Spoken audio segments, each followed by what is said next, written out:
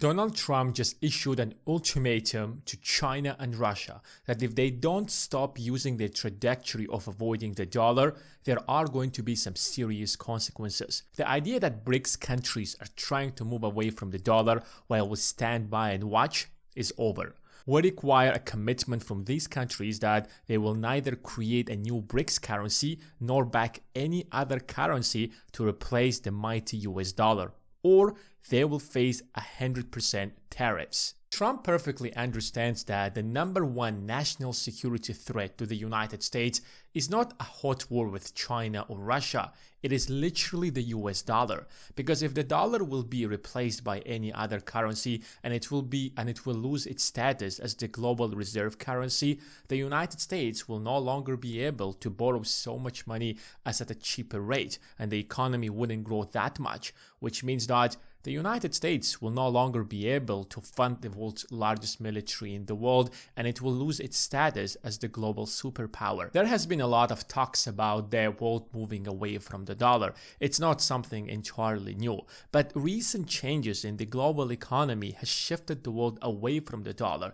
And if you look at the trajectory and the trend that the world is going to, you will find out that the world is actually moving away from the dollar for a very good reason. Now, if you take a look at the global trade, you'll find out that most of the global trade is purely based on debt. When a company ships its products to a different country, for example, to its clients in a different continent, they don't always instantly get paid. In fact, they never get paid instantly. They get paid a month or two from now.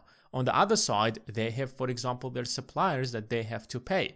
So in order to solve this problem and make the transaction possible, the company usually relies on the bank to borrow a short-term debt to pay the supplier and deliver the goods to the client. So when the client pays to that manufacturer, they will just repay the loan. For example, you have a t-shirt manufacturer that produces t-shirts in India. So they will actually ship their products to a client, but they will get their money back in 60 days, which is not really great, but that's how international business actually works. On the other side, they have suppliers that gets them the fabrics in order to get the t-shirts in the first place, but they have to pay them in 30 days. And you can clearly see that there is a 30-day gap. How exactly does this company make sure that this transaction is possible and it goes through? That is a very good question, right? Because without it, it won't be possible. Somebody has to pay the money upfront. And that is why the manufacturers often go to the banks and borrow the money from them in form of debt, and they will pay the supplier first in order to be able to serve this client. And that is how this transaction is possible. That is how most of the global trade is based. And because the dollar is the global currency of the world, what do you think, which currency does this company often uses? Exactly, the US dollar. And especially when we talk about the dollar, for most of the last 50, 60 years, the interest rates in the United States have been lower than most of the world, because the United States is the most stable currency, as the most stable country. So you want to borrow money in the lowest rate possible, because the higher the rates, the more you have to pay on that debt. And that is why people often and companies across the globe for international trade mostly use the dollar for international trade. But if you go back and take a look at this graph, you'll find out that interest rates in the United States have been rising substantially over the last period, over the last few months. And what exactly does that mean? That means that this manufacturer over here, it's now more expensive for this company to borrow money in dollars, which makes this deal much less profitable for this company. And what do you think he's going to do? He's going to take a look at the alternatives. And that alternative is the yuan. Because if you take a look at the interest rates in China, you'll find out, for example, since 2020, they have been somewhere between 1% to 2%, which is significantly lower than 5.5% that has been in the United States. It's not the first time that the interest rates in the United States are so high. And if you go back, for example, to the period of 2008, interest rates have been higher during that time. If you go back even to this period, they also have been higher. And if you go back, for example, to 1990s, 1980s, there has been a lot of periods where interest rates in the US have been significantly higher. But the problem is that this time is much different, because it's not just about the interest rate in that country. It's also about the stability of that currency. So if you go back 20 years ago, Yes, there was the Chinese yuan, but the Chinese economy hasn't been so advanced that countries would look at China as a stable economy with a stable currency. And that situation has changed. Now China is the second world's largest economy, and it has an entire global financial infrastructure that would allow this kind of transactions for companies across the globe to be possible. And that's exactly why the United States sees a real threat that is being imposed by China. So the longer the interest rates in the United States stays high, the more companies from across the globe will shift to the Chinese yuan. Because if you take a look at China does not have inflationary problem. In fact, China has a deflationary problem when prices are going down, while the United States experienced one of the highest inflations in recent history at around 9% back in 2022. The second reason why countries are moving away and ditching the dollar is simply because a lot of countries are tired of the double standards that they've been seeing from the United States.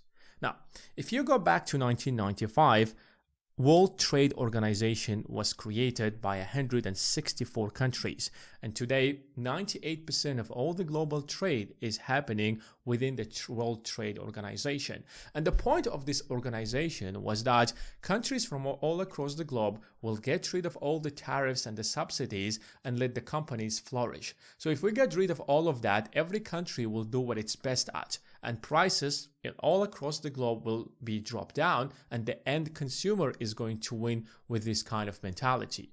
So if there is a country where coffee beans grow better than in another country, then that country where it doesn't grow so good as in the first country should stop producing coffee and should import coffee from Brazil, for example, or Kenya, where coffee actually grows. Or take Japan.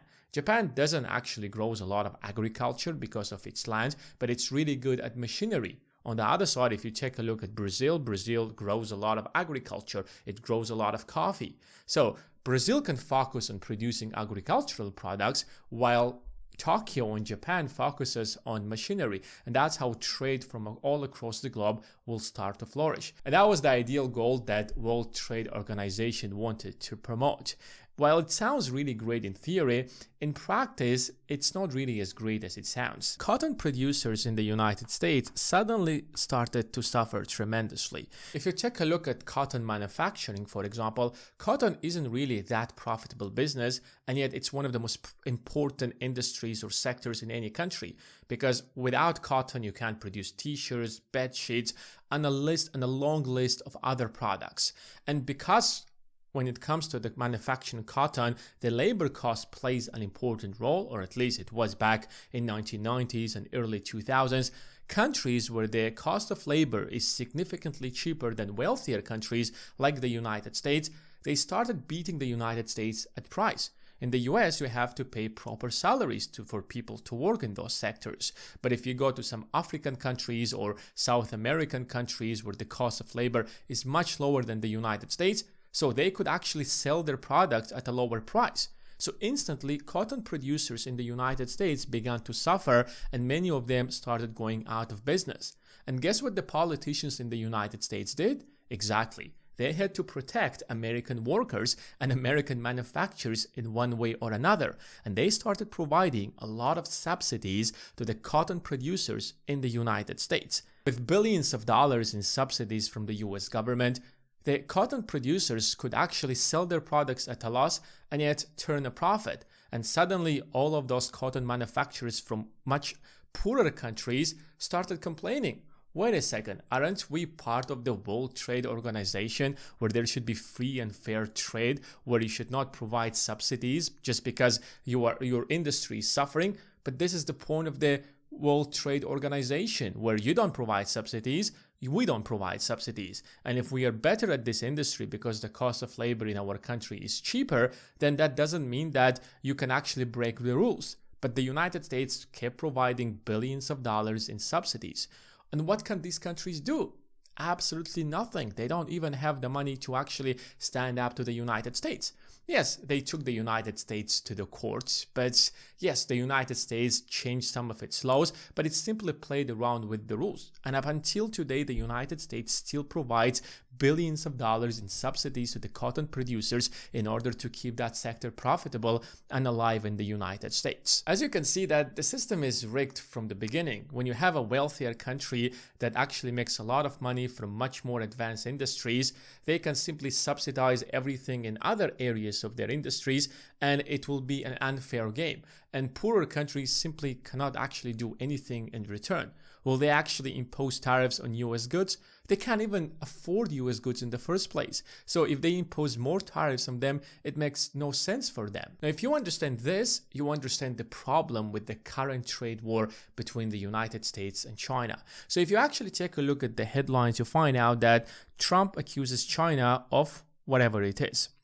Unfair trade policies. Chinese subsidies endanger world economy, says Janet Yellen, who is the US Treasury Secretary. President Biden takes action to protect American workers and businesses from China's unfair trade practices. US and China feud over subsidies for green tech. Trump confronting China's unfair trade policies. Now, I want you to ask you a simple question. What do you think our unfair trade policies are? Exactly. The Chinese government provided subsidies to its companies in order for them to win the domestic competition within China first, and then internationally and globally across the world. And that's something that the United States does not like, because a lot of steel companies left the United States and they moved to China. First of all, the cost of labor in China is cheaper. And secondly, China started providing subsidies to its domestic local steel manufacturers. And that's how China won the competition against the United States. Now, the United States now accusing China of doing what it exactly did with other poorer countries. Do you see the misbalance out here? Yes, I'm not saying that what China is doing right, but China is simply doing the exact same thing that United States has been doing in different sectors. But the United States cannot deal with China the way it deals with those poor countries. Because if those poor countries talk too much, the United States can simply threaten them with some extra tariff out there and they won't talk much. But when the United States does the exact same thing with the second world's largest economy, it turns into a problem. That's why when Trump became the president, he started a trade war with China and imposed a lot of tariffs on Chinese goods and products. Now, first of all, China started diversifying its economy and moving away from the United States. Secondly, China did the exact same thing. It literally responded to Trump's America's tariffs with Chinese tariffs, a counter tariffs. China is the largest buyer of soybeans, and China imposed a 25% tariffs on US soybeans. And guess what? US exports fell by 75% to China. And in order to fix the problem, the US government had to step in and provide aids to those farmers by $28 billion annually in order to fix this problem. So the United States went on and imposed more tariffs. And China did the exact same thing. They imposed counter tariffs. So while the United States can threaten smaller countries with tariffs, it's very difficult to treat someone like China the way you treat those countries, because China also has the power to threaten you as well. A lot of US companies depend on China for manufacturing their products. China has one of the most advanced, skilled workers in the world, and a lot of companies like Apple, for example, or Microsoft or Intel, they cannot do some of the things that they do outside China. They rely on China. A lot of companies in the United States rely on the Chinese market, which is the world's largest market. Boeing, for example, wants to compete and sell their planes to China. Car manufacturers in the United States would like to keep selling, because if the United States will impose tariffs on Chinese goods, the same thing can be done by China, and the sales of US car manufacturers will plummet in China. And at the end of the day, who do you think is going to suffer? Exactly, the end consumer, both in the United States and China. And because the world is no longer around the United States, because a lot of other countries have advanced and improved their economies, the United States have somehow to deal with the rest of the world and play with the exact same rules as every other country out there. You see, the United States has a few weapons at its disposal. Now, first of all, it's of course the hot war, where you actually engage in a direct conflict. But the only way you can actually use that strategy is when you know that your opponent is so weak that it can't actually respond with anything close to what you can actually do.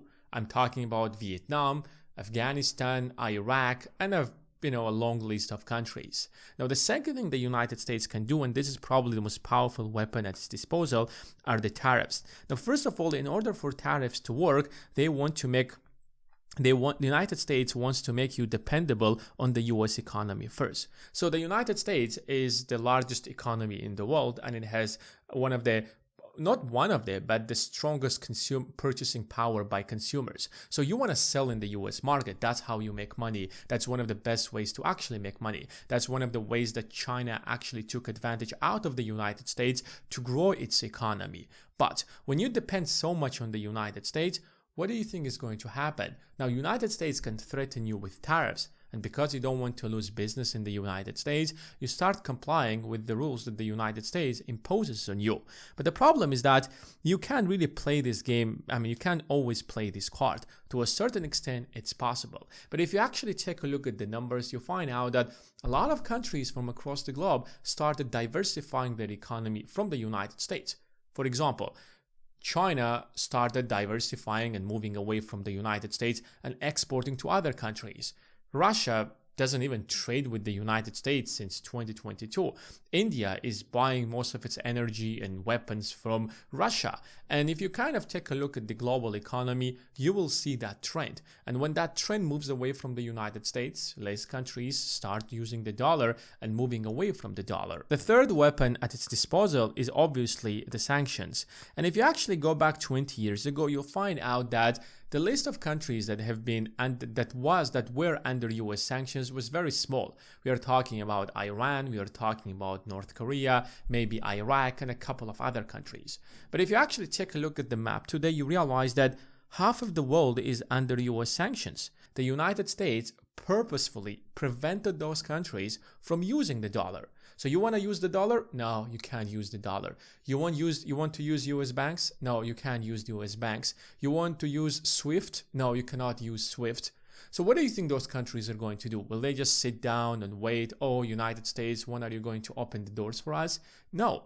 If it was some poor country out there that did not have the resources, yes. But when we talk about large countries such as China, India, Russia, they will start developing alternative systems that could be as good as the US system, if not better than this system. And that's why over the last few decades, they started doing that. And that process became sped up significantly faster since 2022, when the US imposed so many sanctions on Russia. Russia is one of the largest exporter of energy and one of the largest economies. So suddenly everybody wants to keep buying Russian energy, for example, and they have to pay Russia in some way. How do they pay them? Exactly, either in local currencies or in Chinese yuan or in whatever currency other than the dollar. And that's why you have news such as this. China and Russia have almost completely abandoned the US dollar. And whose fault is that? That is the fault of the United States. You prevented that country from using your currency, and now you're accusing them to trade without your currency. Doesn't that sound insane? Again, if it was like a small little country, you wouldn't really care. But when we have a huge country, then it becomes a problem. China currency rises in cross-border trade. Again, China has been rising and integrating its economy globally. And all those countries that trade with China, China is using the yuan, the Chinese yuan, to trade with those countries. It created an alternative system to SWIFT, which they use. And even now, China is pushing more and more in order to trade with European Union in Chinese yuan. It's probably like around 50% or something close to that. I'm not sure, you can double check that number, but I wouldn't be surprised if that number grows faster. And the biggest problem is that if you take a look at Germany, for example, right now, you find out that the United States prevented Germany from buying Russia's cheap gas. And right now, Germany, for example, is paying 5 times more for US LNG than for Russia's energy. Just imagine for a moment how much energy prices have risen in Germany. I'm not talking about prices rising by 20 or 50%. I'm talking about prices rising by 500%, 5 times the price. And guess what? When the conflict in Ukraine is going to end, for example, I wouldn't be surprised if those countries will go back with trading each other. But since Russia has already built an alternative system to the SWIFT system, what do you think is going to happen? They're like, you want to buy our oil and gas, just like we sell it in our local currency to China and India. Europe, we're going to sell it to you in our local currency, which again will move away more countries outside the US dollar. Does that mean that it is the end of the dollar? Well, absolutely not. The dollar will remain the global currency reserve for dozens of years to come, for decades to come. But does that mean that more countries will move away from the dollar and the trend will go down? Well, obviously, that is already happening and will keep happening. And that's why we have news such as Saudi Arabia considers accepting the yuan instead of the dollar for Chinese oil sales. China buys a lot of oil from Middle East. And now Saudi Arabia, which has always been selling its oil in the dollars, will now be selling its oil in Chinese yuan. That is a very clear example. And Saudi Arabia is the largest exporter of oil in Middle East. So if they do it, the rest of the Middle East can easily follow up. And again, less dollars in international trade. Trump is not blind to the fact that the world is moving away from the dollars. And that is a very big problem because the less the dollar is being used in global trade, the more dollars will come back to the United States. And more dollars will come back to the United States means that more dollars will chase less goods in the United States, will cause inflation to rise up. And that is the entire point of inflation. Because if the Fed will massively start pulling out the dollars out of the economy, it will damage the reputation of the dollar in the first place. So for example, there are $22 trillion that are in circulation, and most of these dollars are outside the United States. Imagine what happens when a moment when all of these dollars will come back. It won't happen overnight, it won't happen like tomorrow or after tomorrow or next year, but because the trend is very clear, it will keep happening, which means that inflation in the United States will keep rising even if the Fed keep the rates higher. Now, because all of these dollars will keep coming back to the United States, the Federal Reserve has to do something. And the best tool that the Fed has in order to keep inflation down is by increasing interest rates. And now, when the Fed keeps the rates higher, that creates a fundamental problem that we have talked about in the beginning of this video, which means that for companies across the globe, it will be much more expensive to borrow in the dollars. And when they have an alternative, which is the Chinese yuan, they will use the Chinese yuan because the rates in the United States are so high. And they have to keep them high for years to come. Why? Because more and more dollars are coming back to the United States. What the first prices that are going to rise is obviously asset prices. I'm talking about real estate, I'm talking about bonds, I'm talking about US stocks. So if you want to protect yourself, what you need to do is that you should be investing, you should be buying stocks, you should be buying assets that rise in value when all of those dollars over the years will coming back. So keeping cash isn't going to be probably the best strategy. But of course, you shouldn't be just blindly buying things out there, because if you make the wrong investment, things can go down, you can lose your investments. And before making any kind of investment, you should know what exactly you're doing. You should understand the market and you should know how to analyze them. And if you need help with that, you can always check out the first link in the description. Other than that, thanks guys for watching, and I will see you in the next one.